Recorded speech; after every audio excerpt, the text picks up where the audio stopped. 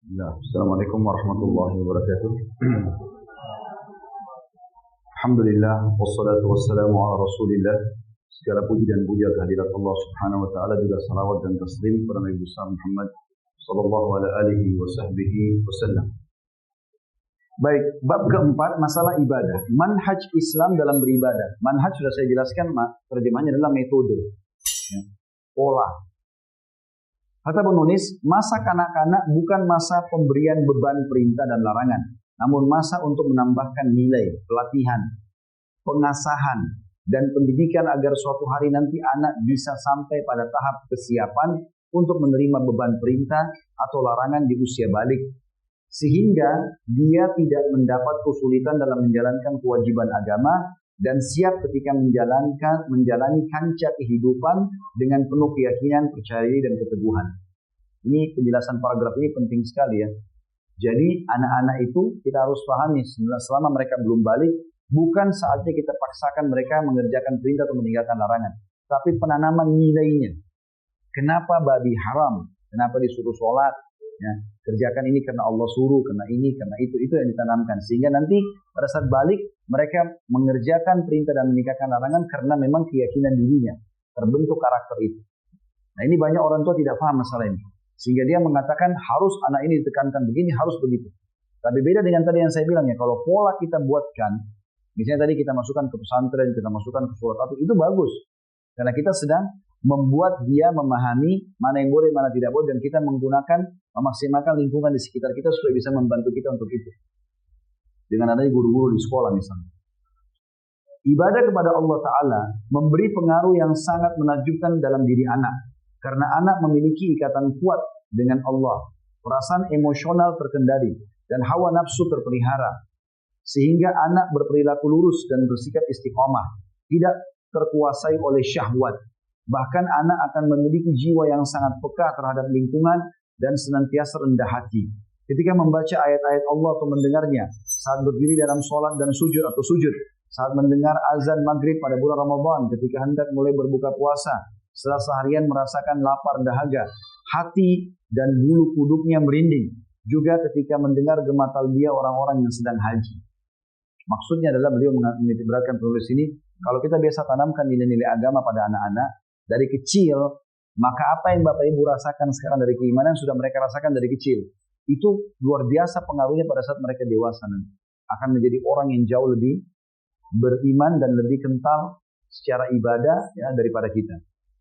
Di sini beliau sebutkan misalnya masalah talbiyah, labbaik Allahumma labbaik, labbaik la syarika lak labbaik, innal hamda wan ni'mata lak wal mulk la syarika lak. Artinya coba renungi, kalau ini kau terjemahkan kepada anakmu. Kalau orang haji nak sedang menjawab panggilan Allah, makanya mereka membaca labbaik Allahumma labbaik, aku menjawab panggilanmu dengan santun ya Allah. Itu terjemahan letterlet yang kalau di sini ditulis terjemahannya, aku penuhi panggilanmu ya Allah, aku penuhi panggilanmu, aku penuhi panggilanmu, tidak ada sekutu bagimu. Sesungguhnya segala puji, nikmat dan kerajaan hanya bagimu, tidak ada sekutu bagimu. Di sana masih banyak pengaruh ibadah pada anak yang tidak bisa dihitung satu persatu yang menambah keimanan dan keteguhan anak dalam beragama. Rasulullah SAW maksudnya dalam penjelasan masalah agama-agama seperti ini, melibatkan mereka dalam sholat dan ibadah-ibadah yang lain, ada hal-hal yang tidak bisa kita jelaskan lagi. Karena mereka akan menangkap itu jauh lebih peka daripada kita. Nah begitu kita jelaskan satu instruksi kepada anak-anak, maka mereka akan tanamkan itu sebagai sebuah pola hidup. Saya berapa kali tanamkan kepada anak itu, begini anak, karena begini dan begitu. Sampai pada tingkat kalau dia di sekolah, disampaikan hal yang berbeda oleh gurunya, dia langsung mengatakan pada gurunya, gak mungkin, itu salah. Karena saya dengarkan dari ayah saya begini dan begitu. Karena mereka sudah menerima informasi awal. Makanya kalau salah maka berbahaya. Kalau benar akan sangat membantu dia terbentuk. Rasulullah SAW telah memberikan kabar gembira bagi anak-anak dari Abu Umamah radhiyallahu anhu bahwasanya Rasulullah SAW bersabda, "Ma min nashi'in yansha'u fil ibadati hatta yudrikahu al-mautu illa atahu Allahu ajra 99 siddiqa." Tidaklah ada seseorang yang tumbuh di atas ibadah, maksudnya anak ini sebenarnya, tidak ada seseorang anak yang tumbuh di atas ibadah hingga ia dijemput oleh kematian, melainkan Allah akan memberikan balasan berupa pahala 99 siddiq. atau orang terpercaya. Namun hadis ini dilemahkan oleh para ulama ya. Al-Haythami melemahkan dalam Majma' Zawaid. Tapi ini disebutkan oleh Tabarani dalam Kitabul Awsat nomor 780. Ibnu Abdul Bar meriwayatkan dalam kitab At-Tamhid dengan sanadnya dari Umar bin Khattab radhiyallahu anhu, dia berkata, kebaikan anak dicatat oleh malaikat sementara keburukannya tidak dicatat. Ini disebutkan oleh Ibnu Farah Al-Maliki dalam kitab Fathul Ali Al-Malik fi Fatwa ala Madhab Imam Malik. Artinya kalau seandainya ada anak kecil berbuat amal saleh, maka dicatatkan baginya untuk menanda derajatnya di surga. Kalau dia berbuat buruk belum dicatat sampai dia balik. Ibadah merupakan pengaruh besar dalam pendidikan anak dan perkembangannya. Berikut beberapa contohnya. Kita masuk ke contoh pertama, masalah sholat. Allah Subhanahu wa taala berfirman tentang penekanan harusnya orang tua menyibukkan diri memerintahkan sholat dan mengajarkan sholat serta mencintakan sholat itu pada anak-anak dalam surah Thaha ayat 132. A'udzu billahi minasyaitonir rajim wa'mur ahlaka bis-shalati wastabir 'alaiha la nas'aluka rizqan nahnu narzuquk wal 'aqibatu lit-taqwa. Dan perintahkanlah keluargamu untuk mendirikan sholat dan bersabarlah kamu dalam mengerjakannya. Kami tidak meminta rezeki kepadamu, justru kamilah yang memberi rezeki kepadamu, dan akibat yang baik itu adalah bagi orang-orang yang takwa. Yang dimaksud di sini adalah teman-teman sekalian, kalau kau perintahkan dirimu dan keluargamu untuk sholat, maka kami akan selalu melapangkan rezekimu. Baik buat kita ataupun buat anak-anak itu. Salah satu maknanya tentunya. Juga dalam surah An-Nisa 103, Allah SWT berfirman, A'udzubillahi minasyaitonirrajim. Fa'aqimus shalah. Inna sholata kanat 'alal mu'minina kitaban mawquta. Maka dirikanlah sholat itu sebagaimana biasa. Sesungguhnya sholat itu adalah kewajiban yang ditentukan waktunya atas orang-orang yang beriman. Jadi di sini kedua ayat ini menjelaskan ada perintah untuk mengerjakan sholat dan juga mengajarkan kepada orang-orang terdekat, termasuk keturunan kita tentunya. Juga ayat yang lain yang memerintahkan sholat adalah dalam surah Al-Ankabut ayat 45. A'udzu billahi minasyaitonir rajim. Utlu ma uhiya ilaika minal kitabi wa aqimis shalah. Innas sholata tanha 'anil fahsya'i wal munkar wa la dzikrullahi akbar wallahu ya'lamu ma tasna'un. Bacalah wahai Muhammad apa yang telah diwahyukan kepadamu dalam kitab Al-Qur'an dan dirikanlah sholat. Sesungguhnya sholat itu mencegah dari perbuatan keji dan mungkar. Dan ketahuilah mengingat Allah atau sholat itu lebih besar keutamanya dari ibadah yang lain. Dan Allah mengetahui apa yang kalian lakukan. Juga firman Allah SWT dalam surah Al-Baqarah 238 yang bunyinya A'udzubillahi minasyaitonirrajim. Hafidhu 'alas shalawati was shalatil wusta wa qumu lillahi qanitin. Peliharalah salat-salat fardu dan salat wusta. Salat wusta artinya salat pertengahan. Banyak khilaf ulama tentang masalah salat ini, tapi pendapat yang paling kuat adalah dia salat asar maksudnya. Nah, berada di antara dua salat pagi, subuh dan duhur, dan juga di antara dua salat malam, maghrib dan isya. Maka dikatakan salat asar. Allah berfirman, selalulah pelihara salat-salat fardumu dan salat wusta, terutama salat pertengahan atau asar. Dan berdirilah dalam melaksanakan salat karena Allah sebagai orang-orang yang tunduk kepada Allah. Artinya ada perintah Allah SWT dalam Al-Quran, banyak sekali ayat tentang sholat ini.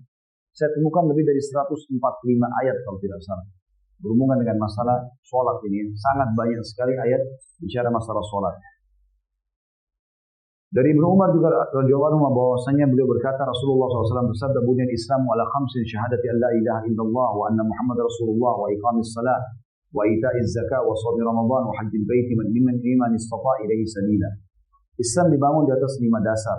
Bersaksi bahwasanya tidak ada Tuhan yang berhak disembah kecuali Allah, dan sesungguhnya Muhammad adalah utusan Allah, menegakkan sholat, membayar zakat, berpuasa pada bulan Ramadan, dan pergi haji ke Baitullah bagi yang mampu ke sana. Hadis ini riwayat Bukhari jilid 1 halaman 4647 dan Muslim nomor 61. Kata beliau, wahai para pendidik, setelah dalil-dalil dari yang dibaca tentang sholat, sholat merupakan tiang agama dan penentu setiap rukun agama. Maka ajarkanlah kepada anak-anak kalian tentang sholat, dan hendaklah acuan kalian dalam mendidik anak adalah manhaj Islam atau metode Islam. Abdullah bin Mas'ud radhiyallahu anhu memberikan nasihat kepada anak-anak dan kaum ibu, hafidhu ala abnaikum fis shalah wa awwidul khaira fa innal khaira adah. Artinya, jagalah sholat anak-anak kalian dan biasakanlah mereka berbuat kebaikan. Sebab perbuatan baik tergantung kebiasaan. Ajarkan sholat, ajarkan puasa. Sudah pernah saya bilang ya, dalam puasa jangan ajarin puasa setengah hari. Kalau saya bilang setengah hari, mau puasa ibu ayah, iya silakan. Kalau sudah tidak tahan, biarin dia batal puasanya. Gak apa-apa. Jangan dia besar, tumbuh, paham ada puasa setengah hari. Gak ada puasa setengah hari. Dari mana hukumnya? Lebih baik dia paham, kalau tidak tahan dia batal. Ya iya gak apa-apa. Saya sudah tidak tahan ibu, ayah, ya gak apa-apa buka puasa. Tapi puasamu batal ya. Gak apa-apa, jadi dia paham hukum syar'i. Besok dia lebih semangat lagi untuk menjaga itu. Contoh saja. Jadi sesuai dengan manhaj Islam, itu dia yang benar. Jangan salah ini ya. Juga dalam hadis yang lain, ini juga tentu dia katakan tanamkan kebiasaan baik ya. Termasuk saya lihat pada anak-anak saya, ternyata syaitan sudah menggoda anak dari kecil. Seperti munculnya sifat bukul, ya, bakhil, selalu tidak mau memberi. Jadi kalau kita kasih makanan, biasanya si kakak atau si adik nggak mau berbagi pada kakaknya. Gitu kan. Itu ternyata harus kita perbaiki teman-teman dari awal. Saya melihat pola ini ada pada anak-anak gitu kan. Dan sebenarnya kami tidak pernah ajarkan itu. Akhirnya saya bilang sama istri saya, lihat ini sekarang harus kita perbaiki. Lalu saya bilang, ayo nak, kasih ke kakak atau kasih ke adik. Saya suruh siapa yang sedang tidak mau berbagi gitu kan. Insya Allah dapat pahala loh. Nanti Allah sayang. Nanti akan dikasih lebih banyak lagi sama Allah. Ternyata dengan kalimat itu saja, sudah cukup dia mau berbagi. Dan pada saat itu langsung saya puji. Masya Allah pintar, ini anak soleh. Ini anak soleh misalnya. Anak laki-laki dan perempuan saya bedain istilahnya, maka itu Masya Allah sangat membantu. Ini contoh ya, ajarkan kebaikan. Jangan malah kita ajarkan keburukan. Dari Abdullah ini juga pernah saya berbagi ya, mohon maaf, ini bahasa saya pribadi. Jangan ditarik sebagai sebuah hukum. Saya secara pribadi sangat tidak setuju kalau anak-anak saya diberikan celengan untuk menabung. Kalau saya pribadi, saya lebih suka anak saya suruh sedekah. Karena kalau kita suruh dia menabung, sementara kan dia tidak perlu tabungan itu. Katanya untuk pendidikan masa depan. Kalau saya lihat ini tidak mendidik. Kenapa? Karena kalau kita kasihkan dia celengan dan dia menabung, dia akan jadi orang yang bakhil. Dia nabung, gak mau sedekah. Bahkan kalau kakaknya pun atau adiknya pegang, dia marah. Dipegang celengan. Tanaman bakhil bahaya. Lebih baik bapak ibu kasih uang, misalnya uang jajan sekolah, lalu bilang, nak nanti kalau ada temanmu yang butuh bantu ya, ada celengan masjid di musola, sekolah masukin ya, ajarin sedekah dari kecil. Sedekah pangkal kaya. Gak akan pernah ketemu konsep Islam sama kapitalis. Kapitalis menabung pangkal kaya. Gak akan pernah sedekah dengan menabung. Susah. Maka ini harus kita tanamkan. Ini saya pribadi ya. Jadi kalau mau ikuti alhamdulillah, tidak juga Anda punya hak. Kita bukan sedang bicara dalil syar'i. Tapi saya melihat pola ini perlu diterapkan gitu. Dari Abdullah bin Amr bin As radhiyallahu anhu bahwa Rasulullah SAW bersabda, "Muru auladakum bis-salati wa hum abna'u sabr, wadribuhum 'alaiha wa hum abna'u 'ashr, wa farriqu bainahum fil mawaji'." Perintahkan anak-anak kalian mengerjakan sholat ketika mereka berumur 7 tahun dan pukul mereka jika tidak mengerjakannya ketika mereka berumur 10 tahun, serta pisahkanlah tempat-tempat tidur mereka. Ini sudah kita tahu tentunya tentang perintah untuk sholat ya. Suruh mereka sholat artinya sudah harus ditugaskan di umur 7 tahun dan mungkin butuh dipukul kalau sampai 10 tahun tidak sholat. Walaupun 10 tahun ini belum balik umumnya. Biasanya orang balik itu apalagi di Asia Tenggara sekitar 12 tahun sampai 14 tahun. Dalam hadis di atas terdapat prinsip yang sangat mendasar dalam memberi pengaruh pada jiwa, yaitu tahapan dalam mendidik dan mengubah anak. Perubahan tidak bisa dilakukan sekaligus dalam satu waktu, karena setiap tahapan ada waktu yang tepat. Demikian juga dengan sholat yang merupakan tiang agama. Membiasakan anak untuk melakukannya melalui 3 tahapan. Tahapan pertama, ini 3 tahapan mengajar anak kita sholat. Perintah untuk sholat. Ini adalah masa pertumbuhan kesadaran anak hingga umur 7 tahun. Pada masa itu anak gemar melihat dan meniru. Ketika anak melihat kedua orang tuanya sedang sholat, maka dengan cepat dia menirunya. Sehingga bila kedua orang tua melatih dan membiasakan hal itu sejak umur dini, maka demikian itu lebih baik. Apabila anak terbiasa melakukan sholat sejak usia kanak-kanak, maka dia akan mencintai sholat dan tidak malas atau tidak mau meninggalkannya. Perilaku adalah cermin pemikiran. Dari Abdullah bin Khubayb radhiyallahu anhu bahwa Nabi SAW bersabda, "Idza 'arafa al-ghulamu yaminahu min shimalihi famuru bis-shalah." Jika anak kecil sudah bisa membedakan antara kanan dengan kiri, maka perintahkan mereka untuk sholat. Dari Ibnu Umar radhiyallahu anhu dia berkata, Anak kecil harus diajarkan tentang sholat bila sudah bisa membedakan antara tangan kanan dan tangan kiri. Jadi harus dibiasakan dengan itu. Nah termasuk teman-teman sekalian, kalau yang saya lakukan di rumah ya, saya membiasakan sudah punya peralatan sholat itu buat anak-anak. Jadi sekarang kan banyak mukena dijual untuk anak kecil, dan sejadahnya, jadi biar mereka semangat, gitu kan. Bahkan seringkali kalau saya lihat istri saya menerapkan pola yang bagus, jadi dia pernah kirim shortingan buat saya, disuruh si anak yang paling tua untuk jadi imam, yang lainnya adiknya pada ikut sholat. Ini bagus. Walaupun kadang-kadang mungkin masih ada gerakan yang keliru, bacaan yang keliru, tapi mereka sudah menyukai itu dan dihidupkan suasana itu ya. Ibnu Abbas berkata, radhiyallahu anhu, pernah aku bermalam di rumah bibiku Maimunah, maka Rasulullah SAW datang pada sore hari lalu bertanya, sudahkah anak ini mendirikan sholat? Mereka menjawab, sudah. Padahal waktu itu Ibnu Abbas masih sangat kecil. Ya. Tapi Nabi SAW menanyakan, anak ini sudah disuruh sholat belum? Padahal umurnya masih sekitar 9-10 tahun. Tahapan kedua, mendidik tata cara sholat itu sendiri supaya polanya benar. Polanya benar. Periode ini masuk ketika anak berusia antara 7 hingga 10 tahun. Maka pengarahan dan bimbingan kepada anak tentang tata cara sholat dari mulai rukunnya, syaratnya, waktunya, dan hal-hal yang merusak sholat harus sudah dimulai. Nah, misalnya dia harus wudu kalau mau sholat, tidak boleh bajunya ada najis, harus menghadap kiblat, masuk waktu, dijelaskan semua. Waktu awal di bawah 7 tahun kita tidak harus terangkan itu. Dia ikut saja gerakan-gerakan sholat sudah cukup.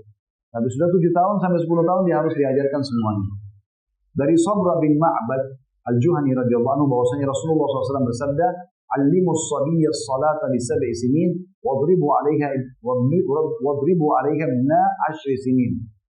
Ajarilah anak kecil untuk sholat ketika berusia 7 tahun dan pukullah jika tidak mengerjakannya ketika berumur 10 tahun. Ini diriwayatkan oleh Abu Daud nomor 494. Kalau tadi riwayat yang Ibnu Abbas ditanya oleh Nabi SAW, sudahkah anak ini sholat? Itu diriwayatkan juga oleh Abu Daud di jilid 2 halaman 40 ya. Tepatnya nomor 1356 hadis ini. Dalam lafaz lain dari riwayat Abu Daud, Nabi SAW bersabda, "Murus sabiyya bis shalah idza balaga 7 sinin."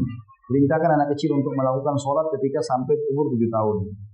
Dalam riwayat Ahmad bahwa Nabi SAW bersabda, "Idza balagal gulamu 7 sinin, umira bis shalah, fa idza balaga 10 duriba 'alaiha." Apabila anak kecil telah sampai usia 7 tahun, maka dia diperintahkan untuk sholat. Dan ketika telah sampai usia 10 tahun, maka dia dipukul jika tidak mengerjakannya. Riwayat Darul Qutni, Nabi SAW bersabda, "Muru sibyanakum bis sholati bi 7 wadribuhum 'alaiha bi 10."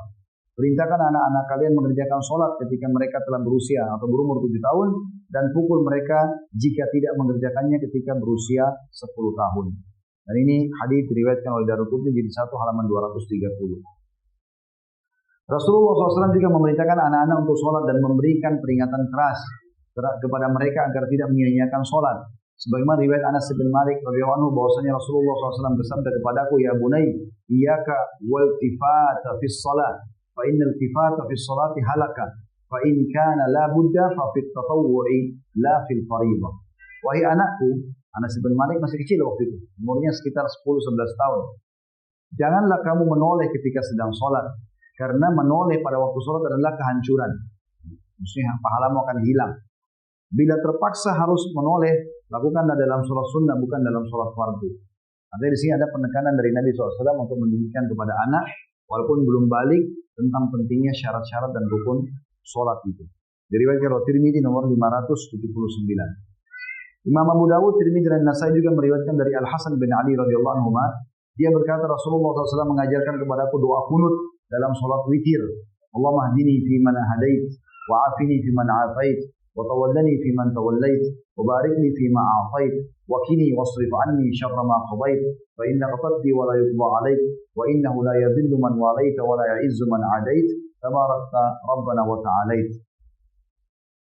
Dikatakan bahwasanya ya Allah, Nabi SAW mengajarkan kepada cucunya Hasan pada saat umurnya masih sangat kecil, ya, sekitar 10 tahunan, diajarkan doa kunut ini agar dibaca pada saat witir. Ya Allah, berilah aku petunjuk bersama orang-orang yang Kau berikan petunjuk, berilah aku keafian atau keselamatan bersama orang-orang yang telah Engkau berikan keafian atau keselamatan.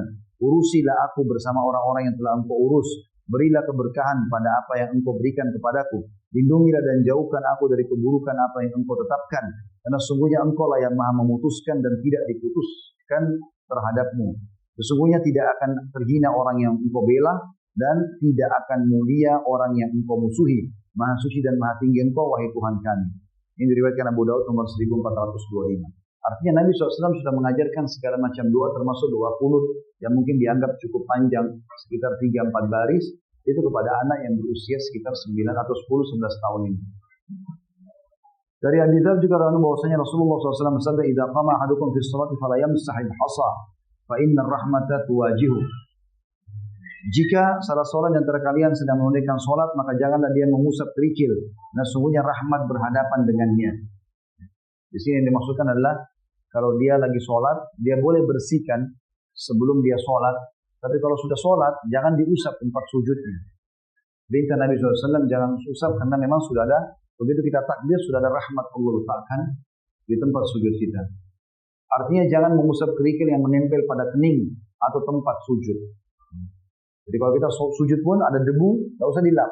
Biarkan nanti habis sholat baru dilap. Jangan sementara sholat. Karena itu bersama rahmat Allah Subhanahu Wa Taala. Jadi kalau mau dibersihkan justru sebelum sholat.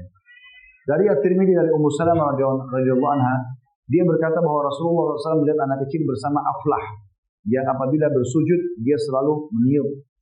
Maka Nabi SAW bersabda, "Ya Aflah, harif wajhak." Wahai Aflah, buatlah wajahmu berdebu. Hadis ini diriwayatkan oleh Imam 5, Abu Dawud, Tirmidzi, dan Nasai. Tirmidzi dengan sanad yang sahih. Artinya ada seseorang yang bernama Aflah, dia sholat selalu dia bersihkan debu yang ada di dahinya. Karena kan zaman Nabi SAW tidak ada keramik dan granit ya. Maka kalau sujud biasanya nempel tanah. Maka ini orang Aflah ini suka gosok-gosok bersihkan. Anak-anak kecil banyak lihat dia. Maka Nabi SAW tegur sambil mengatakan, "Wahai Aflah, biarkan wajahmu berdebu." Kalau itu terjadi pada saat kau sementara sholat. Kalau sebelum sholat boleh kita sapu bersihkan tempat sholat. Para sahabat telah memulai menanamkan manhaj nabawi dalam mendidik anak-anak mereka. Seperti Ali radhiyallahu anhu pernah memanggil Al-Hasan untuk mengajarkan kepadanya tata cara wudu. Dan Sa'ad bin Abi Waqqas radhiyallahu anhu mengajarkan kepada anaknya zikir dan doa. Sebagaimana telah diriwayatkan oleh anaknya Mus'ab. Bapakku mengajari kami tentang 5 kalimat yang beliau ambil dari Nabi SAW. Allahumma inni a'udzubika minal bukhl, wa a'udzubika minal jubn, wa a'udzubika min an uradda ila ardhil umur, wa a'udzubika min fitnatid dunya, wa a'udzubika min adzabil qabr. Ya Allah, sungguhnya aku berlindung kepadamu dari sifat bakhil atau pelit. Aku berlindung kepadamu dari sifat pengecut. Aku berlindung kepadamu dari dikembalikan ke usia yang paling hina, maksudnya usia yang sangat tua sehingga sudah tidak tahu lagi apa-apa, ya. Dan aku berlindung kepadamu dari fitnah dunia dan aku berlindung kepadamu dari siksa kubur. Ini diriwayatkan oleh Tirmidzi. Ya, ini diriwayatkan oleh Abu Ya'la dalam Musnadnya dengan sanad sahih di jilid 2 halaman 72. Riwayat ini teman-teman memberikan gambaran kepada kita bagaimana para sahabat mengajarkan pada anak-anak mereka doa-doa dari masa dini. Jadi kita biasakan ya. Dan ingat, saya pernah ingatkan poin ini teman-teman, jangan pernah mengukur ya potensi anak dengan potensi kita. Jadi misalnya pernah ada satu sekolah minta saya jadi penasihat, lalu dia bilang, "Ustaz, kalau kami terapkan 5 juz 1 tahun buat anak-anak kebanyakan enggak?" Saya bilang tidak sama sekali. Kalau kelas 1 SD 5 juz, kelas 2 SD 5 juz, seperti 6 tahun di SD khatam 30 juz hafal Quran. Kebanyakan enggak? Saya bilang tidak. Oh, kamu itu bukan berat Ustaz? Iya, karena antum menjadikan tolak ukur berat ringannya adalah diri antum sendiri. Jadi masalah. Jangan pernah patok di situ. Berikan saja yang mana kita mau berikan kepada anak, biarkan potensi dia berkembang. Dan jangan merasakan ini melampaui kemampuan dia, tidak semestinya. Potensi anak-anak sangat besar. Dan mulai dari kecil sampai dewasa, maka potensi itu selalu ada. Kita tinggal memaksimalkan potensi yang ada. Allahu Akbar. Insya Allah hari Kamis depan saya bimbing umrah. Maka untuk sementara saya akan tidak hadir 2 kali pertemuan. Dan kita akan kembali insya Allah setelah kembali. Subhanakallahumma bihamdika. Asyhadu an la ilaha illa anta astaghfiruka wa atubu ilaik. Assalamualaikum warahmatullahi wabarakatuh.